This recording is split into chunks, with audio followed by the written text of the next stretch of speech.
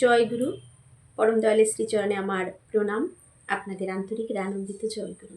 সকলের মঙ্গল প্রার্থনা করি। পরম দয়ালের শ্রীচরণে সবাই ভালো থাকুন, সুস্থ থাকুন। আজকের যে ইষ্ট প্রসঙ্গ, ঠাকুর বছরে একবার হলেও আমাদের এই কাজটি করতে বলেছেন। যত বাধাই আসুক, যাই আসুক, তবু যেন আমরা এটা বছরে একবার হলেও এটা আমরা সকলেই পালন করি ঠাকুরের এই নির্দেশ। এবং আচার্যদেবও বলে থাকেন, ঠাকুরকে ভালোবাসা তখনই সেটা সত্যি ভালোবাসা হয় যে যত বাধাই আসুক তবুও তাকে ভালোবাসবো। যতই দুঃখ কষ্টের মধ্যে পড়ি না কেন, তবু যদি তার প্রতি ভালোবাসা আমাদের একরকম থেকে যায়, তাহলেই বুঝতে হবে যে সত্যি তাকে ভালোবেসেছি, কোনো প্রত্যাশা নিয়ে নয়। আজকে যে আলোচনা করছি সেটা হচ্ছে মাসিক আলোচনা পত্রিকা থেকে বৈশাখ মাসের। সৎসঙ্গী সম্মেলনের শেষ বক্তা আশ্রমিক দীপানন্দ প্রসাদ হিন্দিতে প্রত্যাশাপীড়িত মন নিষ্ফলতার জনক। যেই মন প্রত্যাশা নিয়ে থাকবে সেটাই নিষ্ফলতার জনক। শীর্ষক বিষয়ে এক অন্তর্ভেদিক আলোচনা করেন। তিনি সহজ সুন্দরভাবে বলেন, প্রত্যাশা মানে খারাপ কিছু না, ব্যক্তি জীবনে বেঁচে থাকাটাও একটা প্রত্যাশা। কিন্তু প্রত্যাশা যখন সত্তা বিরোধী হয়ে ওঠে তখনই তা আমাদের অবনতি ডেকে আনে। প্রত্যাশা জীবনে আমাদের থাকবেই। ঠাকুরকে ভালোবাসবো, ঠাকুরকে কিভাবে খুশি করা যাবে, এসব নানান রকম আমাদের প্রত্যাশা, নানান রকম প্রত্যাশা থাকতেই পারে। সেটা কোনো খারাপ কিছু না, বেঁচে থাকতে গেলে প্রত্যাশা থাকবেই। কিন্তু যদি সত্তা বিরোধী প্রত্যাশা যখনই চলে আসবে, সেটাই আমাদের জীবনে অবনতি কিন্তু ডেকে নিয়ে আসে। সত্তাবিহীন মানে, সত্তা মানে আমার আত্মা, এই যে ভেতরে আমার ঠাকুর রয়েছে, এই ঠাকুরের বিরোধী মানে ঠাকুর যেটা পছন্দ করেন না বা ঠাকুর যেটা বলেননি সেটাও তো আমরা করে বসি। সেই করার বা সেই আশায় যে প্রত্যাশাগুলো আমাদের থাকে, যে ঠাকুরের বিপক্ষে যেসব প্রত্যাশাগুলো আমাদের থাকে, সেইগুলো আমাদের কিন্তু জীবনে অবনতি ডেকে নিয়ে আসে। ঠাকুর বলেছেন, আশীর্বাদ মানে অনুশাসনবাদ। কিছু পেতে হলে কি পদ্ধতি অবলম্বন করলে তা পাওয়া যাবে সেটা বুঝতে হবে। বহু বাবা মা আসেন তাদের সন্তানদের উজ্জ্বল ভবিষ্যতের কামনায়। তাদের মধ্যে একটা সাধারণ বিষয় লক্ষ্য করা যায়।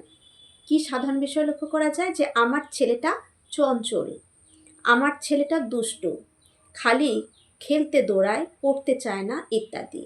এ থেকেই বোঝা যায় সন্তানদের কাছে বাবা মায়েদের কেমন প্রত্যাশা। বাচ্চা চঞ্চল হওয়া মানেই খারাপ কিছু নয়। চঞ্চলতা কিভাবে নিয়ন্ত্রণ করা প্রয়োজন সেটা বুঝতে হবে।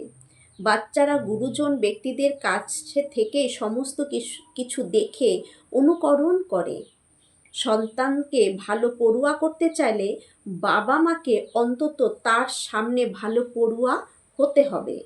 সঠিক প্রত্যাশার দিকে লক্ষ্য থাকা প্রয়োজন। ঠাকুর বারবার বলেছেন যে একটি সন্তান, তার মাইন্ড সেট হয় কিন্তু তার বাবা মার চাল চলন, আচরণ, ব্যবহার, কর্ম সব কিছুর ওপর দিয়ে। তাই আমাদেরকে অতি সতর্কভাবে কিন্তু চলা উচিত। ঠাকুর সত্যানুসরণে বলেছেন, অর্থ, মান, যশ ইত্যাদি পাওয়ার আশায় আমাকে ঠাকুর সাজিয়ে ভক্ত হইও না, সাবধান হও, ঠকবে। তোমার ঠাকুরত্ব না জাগলে কেহ তোমার কেন্দ্রও নয়, ঠাকুরও নয়। ফাঁকি দিলেই পেতে হবে তা। আমরা যা ফাঁকি দিব সেই ফাঁকের মধ্যে কিন্তু সেই গর্তে আমরাই পড়ব। নিষ্ঠার সাথে বিধি পালন করার মধ্য দিয়েই বিধাতা অর্থাৎ ঠাকুর জীবনে জাগ্রত থাকবেন। নাম জপ, সময় মতন ইষ্টভীতি, থানকুনি পাতা খাওয়া ইত্যাদি যজনমূলক ঠাকুরের বলা বিধানগুলি পালনের মধ্য দিয়ে তার প্রতি আমাদের আকর্ষণটাকে বাড়িয়ে তোলে, নিষ্ঠাটা বাড়িয়ে তোলে। আমরা মান, যশ, অর্থ সব কিছুই চাই, আর ঠাকুর তখনই বলেন, শুধু এগুলো পাওয়ার জন্য আমাকে ভালোবাসলে। আমরা ঠাকুরকে ভালোবেসে এসব সব কিছুই তার কাছে চাইতে থাকি, লিস্ট ধরিয়ে দিই। তখন ঠাকুর বলেন, শুধু এগুলো পাওয়ার জন্য আমাকে ভালোবাসলে। শ্রী শ্রী বরদা একবার আলোচনা করেছিলেন, জীবনে আমাদের অনেক কিছুরই প্রয়োজন হয়। অর্থের প্রয়োজন তো আছেই, দরকার আছে যশেরও। এর জন্যই তো আমরা পড়াশোনা করি। যশস্বী হওয়া তো আমাদের একটা প্রধান লক্ষ্য। ঠাকুরত্ব জাগ্রত করা মানে নিজের অন্তরে ঠাকুরের প্রতি প্রেমকে জাগিয়ে তোলা। ঠাকুরত্ব জাগ্রত হলে অর্থাৎ তার প্রতি অপ্রত্যাশিত প্রেমী প্রাপ্তির পথকে অবাধ করে তোলে। আমরা জীবনে সব কিছু চাই, প্রাপ্তি চাই জীবনে। এখানে পরিষ্কার বলে দিলেন যে জীবনের প্রাপ্তি পথ খুলে যাবে, বাধা খুলে যাবে, বন্ধ দুয়ার খুলে যাবে যদি আমার ভেতরে ঠাকুরত্ব যদি একবার জাগ্রত হয়ে যায়, যদি ঠাকুরকে জাগিয়ে তুলতে পারি আমার অন্তরে, আর তার প্রতি যদি অপ্রত্যাশিত প্রেম থাকে, যে ঠাকুর যতই কষ্টে রাখুক, দুঃখে রাখুক, যত বাধার মধ্যে ফেলুক, তবুও তার প্রতি ভালোবাসাটা যেন আরও বেড়ে যায়। তখন আমরা তাকে আরও আঁকড়ে ধরি, আরও নাম জপ বেশি করে করি যে তুমি আছো, আমার কোনো ভয় নেই।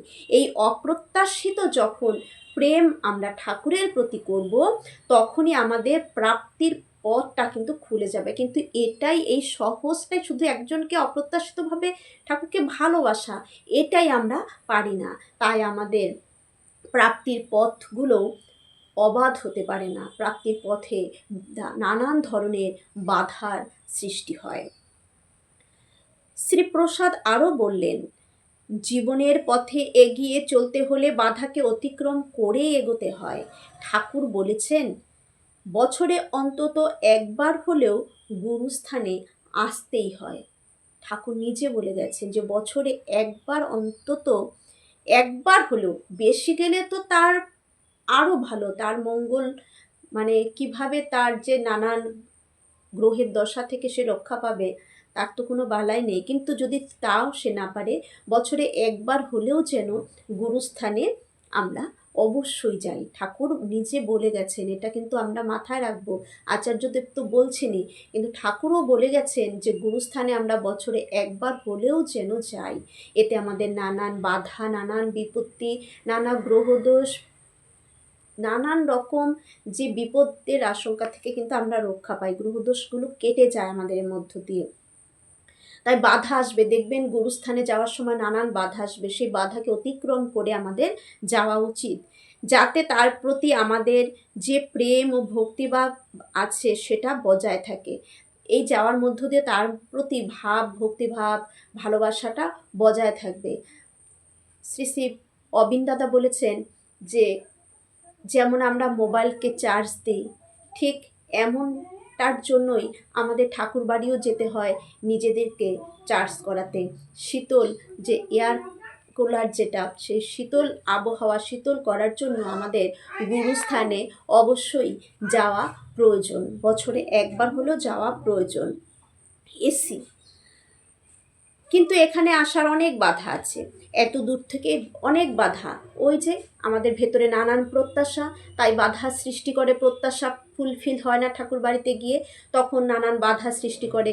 কেউ আনন্দবাজারে প্রসাদ খাওয়ায় অসন্তুষ্ট, শুধু ডাল ভাত অসন্তুষ্ট, বসিয়ে রাখে দিচ্ছেই না অসন্তুষ্ট। আচার্যদেবের কাছে নিবেদনের লাইনে দাঁড়িয়েছে, আচার্যদেবের কাছে নিবেদন করাই হলো না, আমারটা নিবেদন করলোই না, অমুকেরটা করলো, আমারটা কোনোবারই হচ্ছে না। এরকম নানান রকম বাধায় আমাদের মনটাকে আটকে রাখে, যে ঠাকুর বাড়িতে গিয়ে এটা হলো না, সেটা হলো না, নানান রকম বাধা। কিন্তু এই বাধাগুলো কখন আসবে? আমি আমার বাপের বাড়িতে যাব, আমার মা বাবাকে আমি খুব ভালোবাসি, বাবা মার কোনো খারাপ ব্যবহারে বা কিছু আশায় গেলাম, সেখান থেকে আমাকে কিছু দিল না, আমি কিছু পেলাম না, তাই কি আমার বাবা মার প্রতি আমার ভালোবাসাটা কমে যায়? নাকি আমরা যাওয়া বন্ধ করে দিই? কেন যাই? তাদের প্রতি ভালোবাসার টানে আমরা ছুটে যাই, অপ্রত্যাশিতভাবে ভালোবাসি বলেই তাদের কাছে ছুটে যাই। তাহলে গুরুকে যদি, আমার ইষ্টকে যদি আমি অপ্রত্যাশিতই ভালোবাসি, তাহলে এগুলো বাধা তো বাধা নয়, আমরা ছুটে যাব পাগলের মতন তার টানে। আমরা কোনো জায়গায় সেই টানে চলে যাই। তাহলে যিনি জীবনের সর্বশ্রেষ্ঠ, যিনি আমাকে চালিত করে, যিনি আমাকে সব ভাগ্যের দরজাকে খুলে দেবেন, যিনি আমার জীবনের সব প্রাপ্তিকে মেটাবেন, সব জীবনের প্রাপ্তিগুলো তিনিই পূরণ করবেন, প্রাপ্তিগুলো তার দ্বারাই সম্ভব হবে, সফল হবে।